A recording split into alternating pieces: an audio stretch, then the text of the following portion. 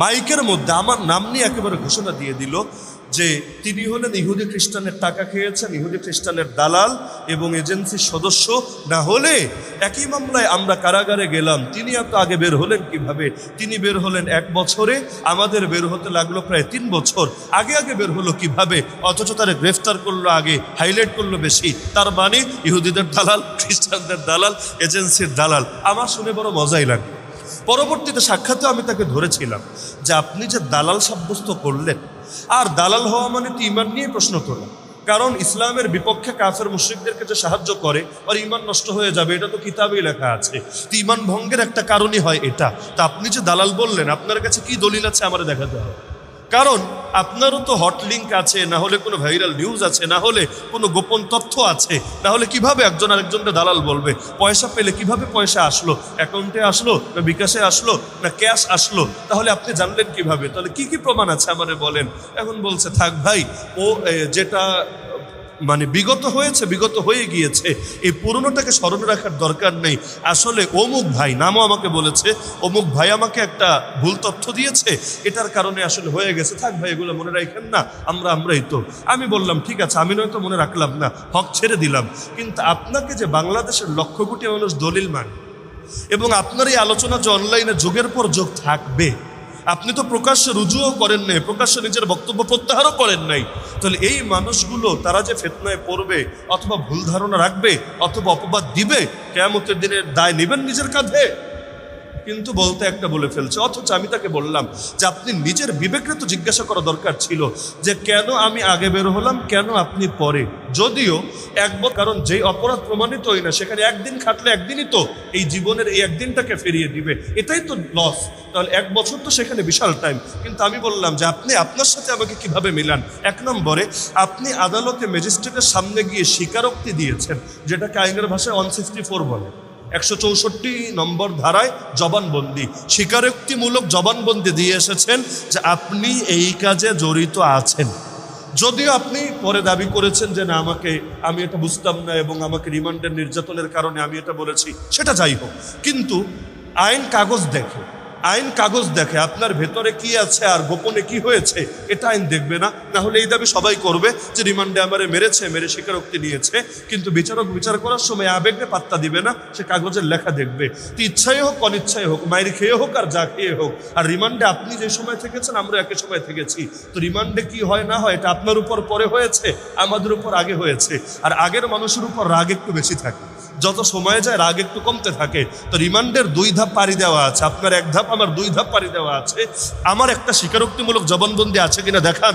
তার মানে আমাকে যেই অপরাধে গ্রেফতার করা হয়েছে, এর পক্ষে সাক্ষীও নাই, এর পক্ষে একটা অকাট্য প্রমাণও নাই, এর পক্ষে আমার নিজের কোনো স্বীকারোক্তিও নাই। তাহলে এই অপরাধ প্রমাণ করার মতো কোনো বাপের বেটা ইনশাআল্লাহ বাংলার জমিনে এখনো পর্যন্ত। না হলে তো আমি বাইরে থাকার কথা না। যেই মামলায় দেখিয়েছে অন্তত 10-20 বছর তো জেলে থাকার কথা, বাইরে থাকার কথা না। তাহলে যতটুকু থেকেছে সেটাই তো ফাও। যদিও লম্বা একটা টাইম করোনার কারণেই কেটে গিয়েছে, 6 মাস তো কোর্টই বন্ধ, এখন শুনানি করা যায় না, বের হওয়া পরের কথা। দ্বিতীয় বিষয় হলো, আপনার মামলা কয়েকটা, আমার মামলা একটা।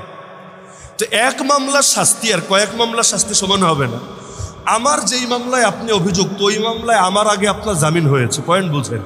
স্বীকারোক্তি দেওয়ার পর আমার আগে আপনার জামিন হয়েছে, কারণ আপনার দল আছে, ওই দলের অধীনে কয়েক ডজন উকিল একসঙ্গে মেহনত করে, বিভিন্নভাবে তদবির করে, পয়সাপাতিও বেশি ব্যয় করে ম্যানেজ করে ফেলেছে।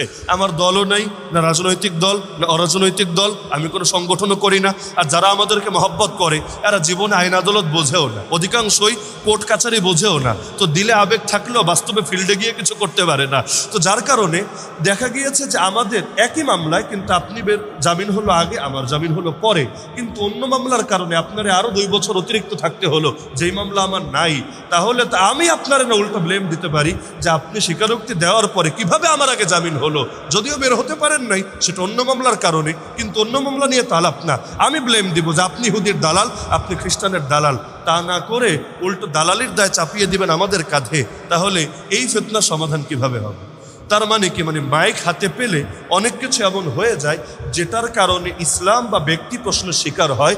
তাহলে ইসলামকে সাব্যস্ত করার জন্য সব কিছুরে কোরআনে ঢুকানো লাগবে না। আজকাল এমন বয়ানো হয়, ফেসবুকের কথা কোরআনে আছে, রেলগাড়ির কথা, বিমানের কথা কোরআনে আছে। আচ্ছা আমাকে এটা বলেন, কোরআনের মধ্যে দুনিয়ার সব আবিষ্কার, সব টেকনোলজি ঢুকাইয়া দিলে কোরআনের কি লাভ হবে? কোরআন কি জাগতিক কিতাব না ধর্মীয় কিতাব? কোরআন কি ইতিহাসের কিতাব নাকি হেদায়েতের কিতাব? কোরআনের মধ্যে অতীত যে ইতিহাসগুলো বলা হয়েছে সেটা একটা মেসেজ দেওয়ার জন্য, ইতিহাস শোনানোর জন্য না। যার কারণে দেখবেন একটা ঘটনাও পরিপূর্ণ না। নবী মুসার জীবনে শুরুর কিছু কথা, মাঝের কিছু কথা, শেষের কিছু কথা। নবী ইউসুফের শুরুর কিছু কথা, আর মাঝের কিছু কথা, শেষের কিছু কথা। একজন নবীর জীবনী এমন দেখেন, জন্ম থেকে মৃত্যু পর্যন্ত পুরো ডিটেল বলা আছে কোরআনে, পাবেন? হ্যাঁ, আপনারা যেতে হবে তাফসিরের কিতাবে। তাফসিরওয়ালা তো বানায় বলতে পারবে না, উনি বিভিন্ন হাদিস দেখাবে, বিভিন্ন ইতিহাস টানবে, এমনকি বিভিন্ন তাওরাত জবুর ইনজিলের রেফারেন্সে পর্যন্ত অনেক সময় কথাবার্তা বলে। ওটা দেখার দরকার নাই, কিন্তু কোরআনের মধ্যে মূল জায়গায় কোথায় গল্প পরিপূর্ণভাবে বলা হয়েছে একটা জায়গা দেখান আমাকে, পারবেন না। তাহলে নবীর জীবনের কিছু অংশ বলে, কিছু অংশ বলে না। কেন? কারণ এটা গল্প বলার কিতাব না, এটা গল্প বলার কিতাব না, এটা হেদায়েত দেওয়ার কিতাব। এখানে হেদায়েতটা মুখ্য। এর জন্য যতটুকু প্রয়োজন ততটুকু আল্লাহ বলে। তো জগতের সব বিজ্ঞানটা নিয়ে কোরআনে কেন ঢুকাতে হবে?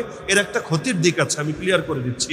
ক্ষতি হলো, বিজ্ঞান অনেক সময় পোল্টি মারে না?